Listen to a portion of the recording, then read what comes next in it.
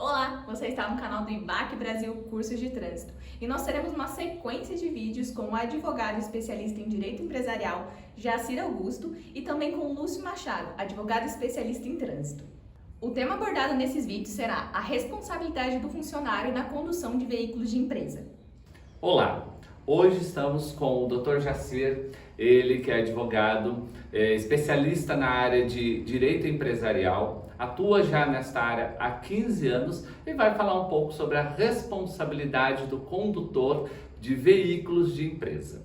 Dr. Jacir, quando nós falamos sobre a responsabilidade, a relação de uma empresa com o motorista, quais são as principais regras e onde encontramos essas regras? Olá!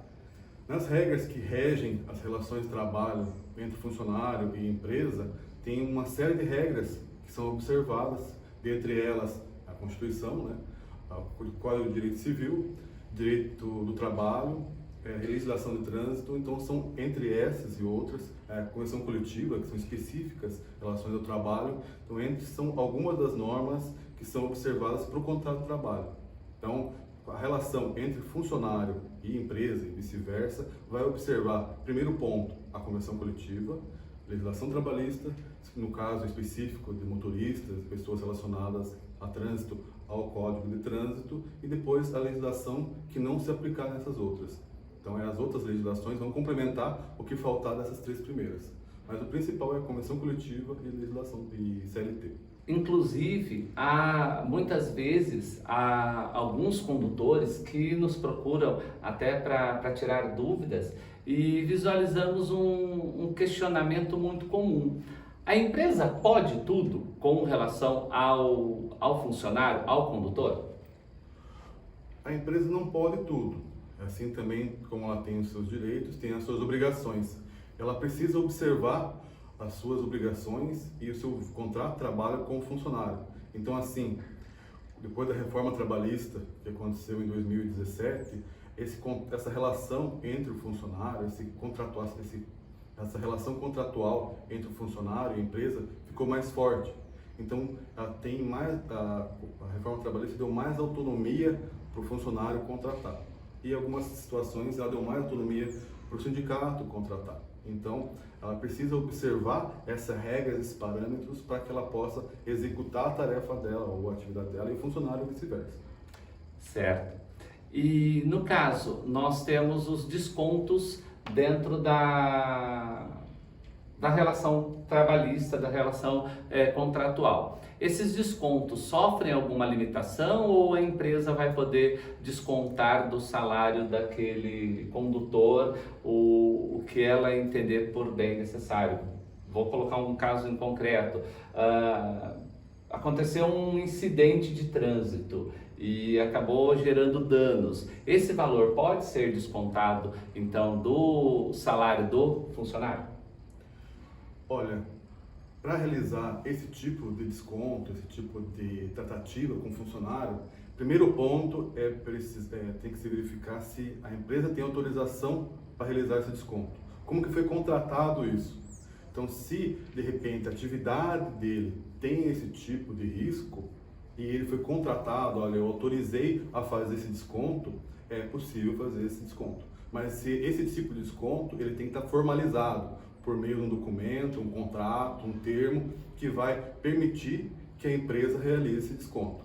Pode fazer o desconto à vontade? Não, não pode. Tem uma limitação trabalhista para fazer esse tipo de desconto. Então não posso ter uma multa, um dano de R$3.000, o salário dele é R$2.000, não pode ficar negativo no salário. Então vou fazer um parcelamento, uma distribuição desse desconto que eu tinha autorização para realizar e daí para fazer o desconto. E daí, fazendo esse desconto, tem que verificar realmente a culpa, a possibilidade de realmente estar envolvido isso na função. Porque quando é uma atividade que expõe a risco, esse risco do negócio não é do funcionário, esse risco do negócio é da empresa. Então a empresa não pode terceirizar esse risco para outro. Tem muito risco de colisão, muito risco de multa, ela não pode terceirizar isso para o funcionário. Então tem alguns mecanismos que a empresa tem para poder mitigar, para poder diminuir esse risco com o funcionário. Então tem seguros, tem outras possibilidades que dá para trabalhar para que não sobrecarregue o funcionário com risco que não é dele. Mas, em verificando que o dano realmente ocorreu por culpa do funcionário, ele tinha o treinamento, que é um outro ponto importante do funcionário ter, ele tem que ser treinado para aquilo. Aproveitando, né, a nossa audiência, por exemplo, funcionários que têm uma categoria de habilitação A, de repente está realizando uma atividade para a empresa numa categoria B, não pode realizar. Então ele não pode ser responsabilizado por uma coisa que ele não tinha o condão de estar realizando. E ele fez por solicitação da empresa.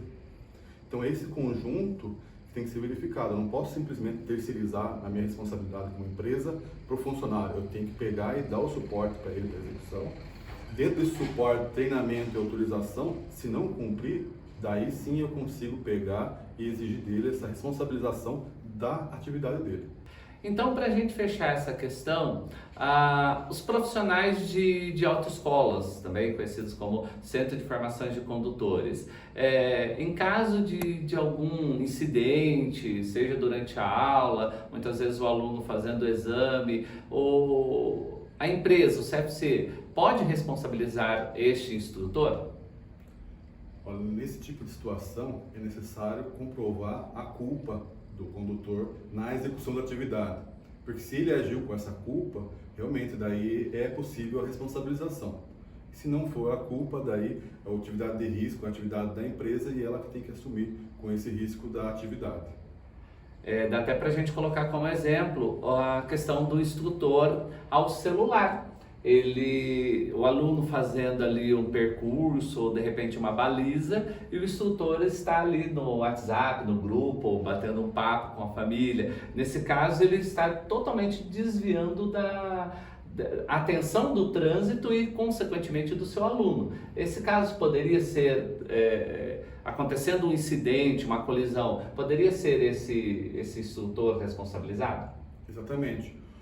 Como uma das características da responsabilização é a negligência, a imprudência, a imperícia, nesse caso ele está agindo com uma negligência com o aluno e com o trânsito. Se ele está conduzindo com um celular, ele está faltando com a atenção e com o zelo na atividade dele.